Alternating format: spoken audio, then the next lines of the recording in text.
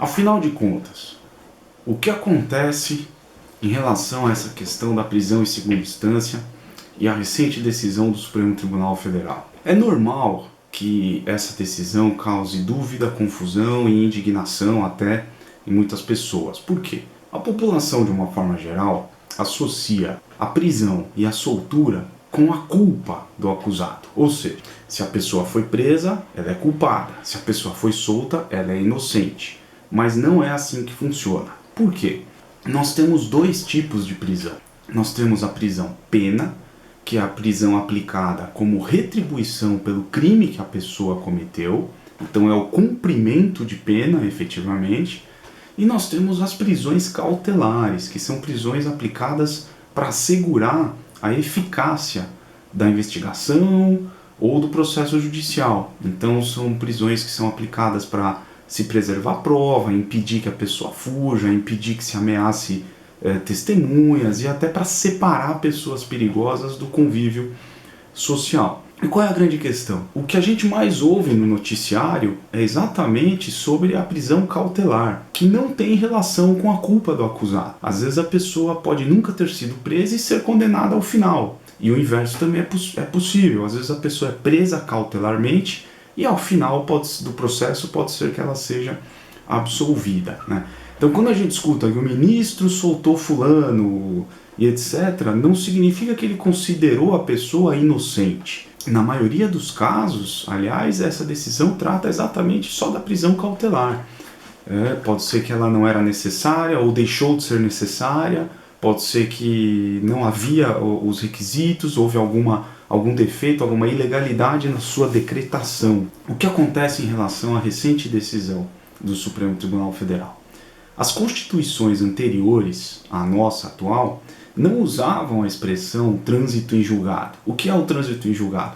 É aquele momento processual em que a condenação não admite mais discussão, não cabe mais recurso. As constituições anteriores falavam apenas o seguinte: ninguém será levado à prisão antes da formação da culpa. Então havia um conceito mais aberto. Quando foi editada a Constituição em 1988, houve muita discussão em relação à redação desse dispositivo e a Assembleia Constituinte terminou aprovando o seguinte texto: ninguém será considerado culpado até o trânsito em julgado da sentença penal condenatória. Essa questão não foi absorvida de imediato pelo Supremo Tribunal Federal, tanto que em 1989 e depois em 92 isso foi discutido por meio de habeas corpus no Supremo Tribunal, e a conclusão a que se chegou era que permanecia o sistema anterior, ou seja, isto não impedia que fosse aplicada a prisão pena antes do fim do processo. Esse entendimento perdurou durante anos e em 2009, também por meio de habeas corpus, o Supremo Tribunal Federal mudou a interpretação exatamente no sentido de que, se a Constituição usou a expressão trânsito em julgado,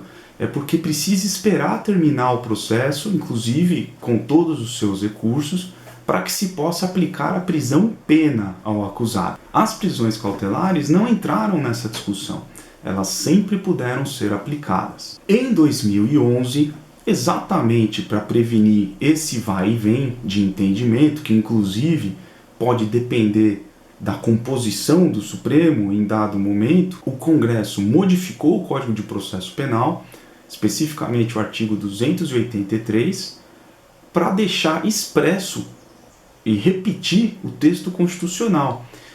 E aí, em vez de falar que não será considerado culpado, usou a expressão de que não poderá ser preso até o trânsito em julgado.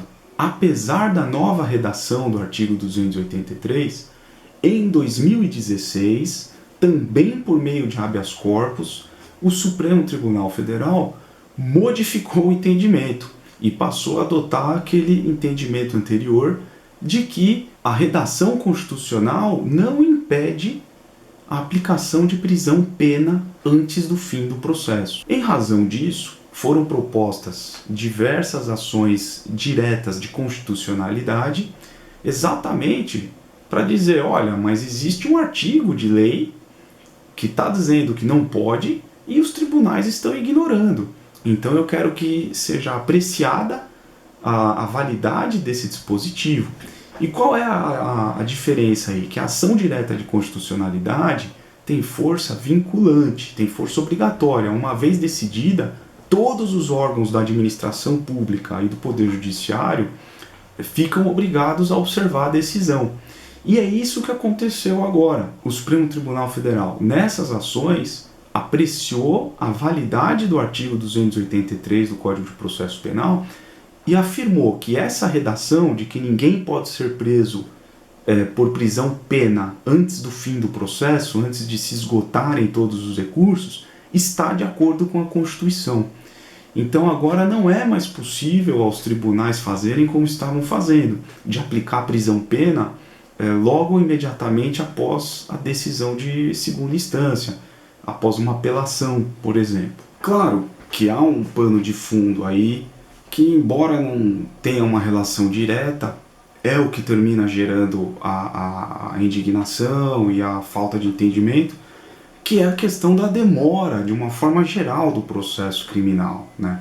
Porque quando o processo criminal é rápido, essas questões, se vai prender aqui ou um pouquinho mais para frente, terminam perdendo tanta relevância, né?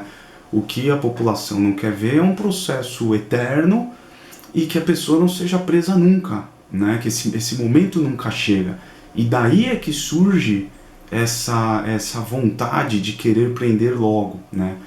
Mas o que o Supremo resolveu, né? Basicamente, ele deu a prevalência para o texto legal, para a vontade do legislador, né?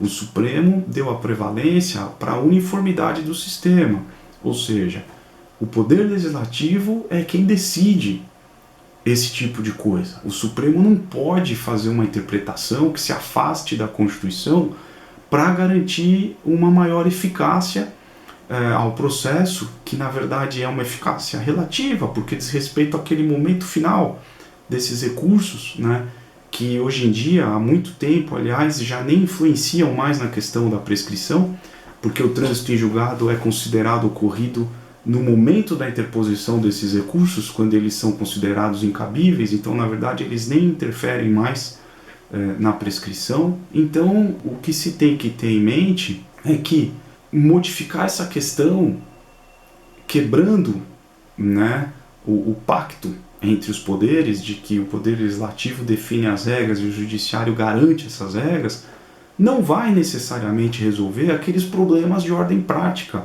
que vão continuar existindo no curso do processo criminal, que podem torná-lo lento, como, por exemplo, a demora para citar o acusado, a demora para executar perícias, a demora para cumprir ofícios pedindo informação para banco, a demora para marcar audiências, a própria demora quando tem reagendamento de audiência porque a testemunha foi intimada em cima da hora e assim por diante, e a própria demora da fase de inquérito policial, que na verdade isso é pouco comentado, mas é um problema também, né? Os inquéritos terminam se alongando às vezes, e tudo isso somado, a culpa não é só do judiciário, a culpa não é só das autoridades que fazem a investigação, mas o fato é que tudo isso somado faz com que o processo dure às vezes bastante tempo, e isso termina gerando um sentimento de indignação.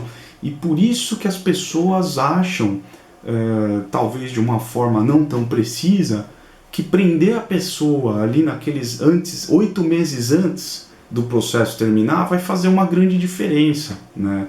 Mas isso nem sempre é verdadeiro. Então é isso, espero que tenha ajudado, espero que tenha ficado claro. Eu vou colocar as informações na descrição do vídeo e um abraço.